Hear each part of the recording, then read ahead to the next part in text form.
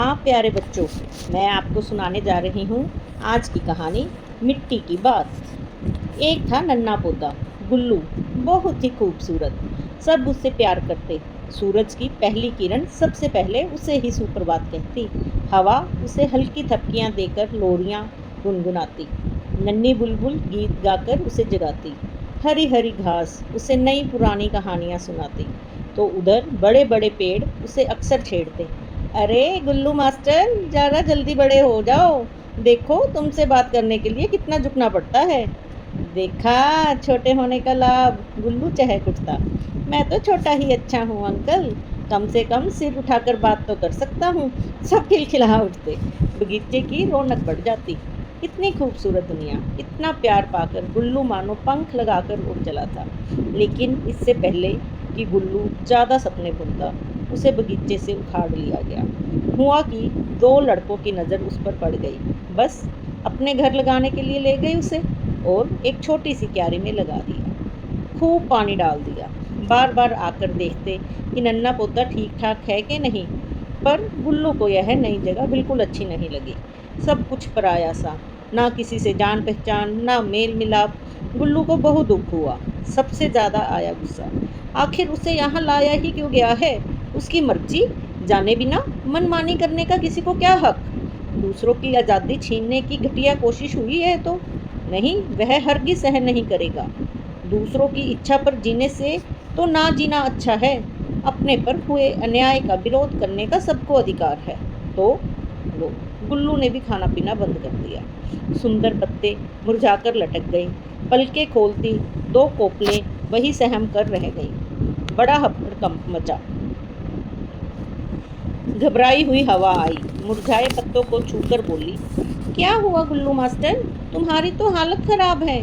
बताओ मुझे, हो सकता है मैं ही तुम्हारी कुछ मदद कर दूं। क्या तुम्हें नहीं मालूम मेरे साथ क्या जाती हुई है? मुझे एक जगह से हटाकर दूसरी जगह लाने की जरूरत ही क्या थी? ओ, हवा खिलखिलाई। बस इतनी सी बात? तुम तो बड़े बहादुर थे।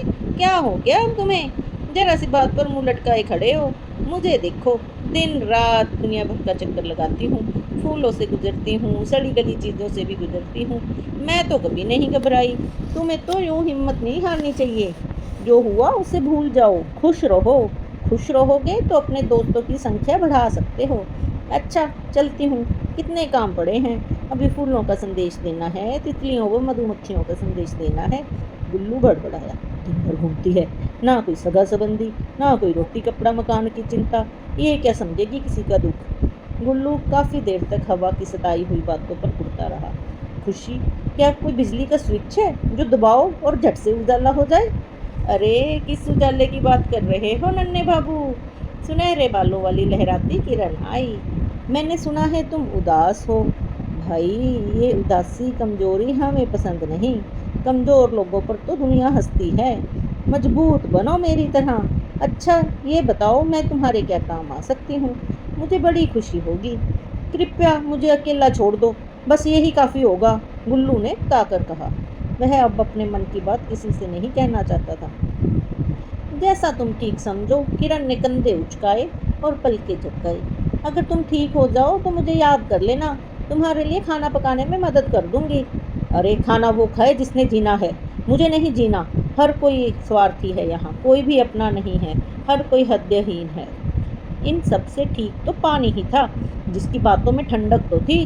बेचारा शुरू से खुशामद में लगा था। देखो गुल्लू भैया, तुम ये रूठे रहोगे तो सब लोग मेरा भी मजाक उड़ाएंगे। गुल्लू ने अपने गहरे दोस्त की बात भी नहीं मानी।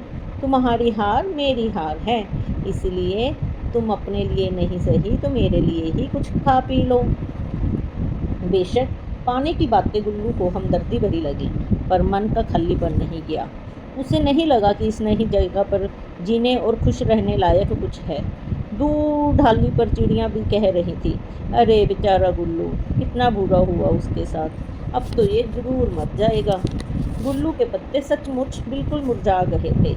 मिट्टी को भी बहुत चिंता हो रही थी, क्योंकि वह तो हमेशा चाहती है कि उसकी गोद में हर पौधा खूब बड़े खिले। उसने धीरे से पुकारा, अरे गुल्लू, क्या तुमने सचमुच मरने का फैसला कर लिया है? केवल इसी बात पर कि तुम्हें कहीं नई जगह लगा दिया है। यह छोटी बात है कि कोई दूसरों पर मनमानी करे। तुम सहन कर सकती हो। ये मिट्टी ने गहरी सांस ली। तुम ठीक कहते हो, यह सहन करने वाली बात तो नहीं है, पर किसी की ज्यादती पर अपनी जिंदगी को खतरे में डालना भी तो बुजदिली है। मुझे तुम्हारा कोई उपदेश नहीं सुनना। अरे मैं तो यह बताने आई थी कि कुछ ही दिनों में ऋतु रानी आने वाली है। वह तो हर मौसम में आती है। तो मैं क्या करूं? अरे बाबा, पूरी बात तो सुनो। वह रंग बिरंगे फूलों का टोकरा लाती है। वह पेड़ पौधों को फूल बांटने आती है। किसी को सफ़ेद, किसी को लाल, पीले, नीले, बैंगनी, गुलाबी, जोगिया, सब मांगते हैं उससे फूल। गुल्लू को यह जानकारी थोड़ी दिलचस्प लगी। अरे तो और फिर? सुनो, मेरा विचार है तुम भी अपने लिए फूल मांग लो। हाँ, बिना मांगे वह कुछ नहीं देती। तुम पर गुलाबी फूल बहुत अच्छे लगेंगे, वही छोटे रेशमी पंखुड़ियों वाले।